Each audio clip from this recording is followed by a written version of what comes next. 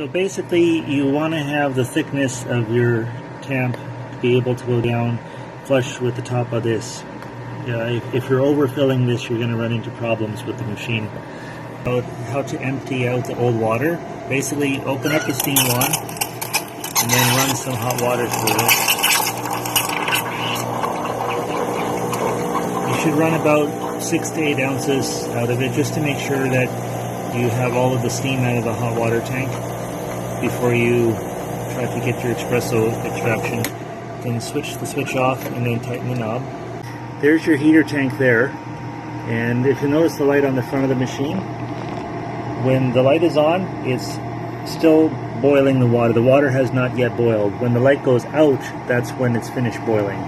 The light just went out, so now I know the water in the heater is boiled, and I'm going to draw the extraction. I already put the espresso in here.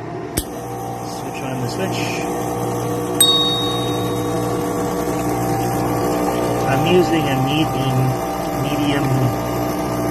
grind, so it's not really extremely frothy, but it is looking nice.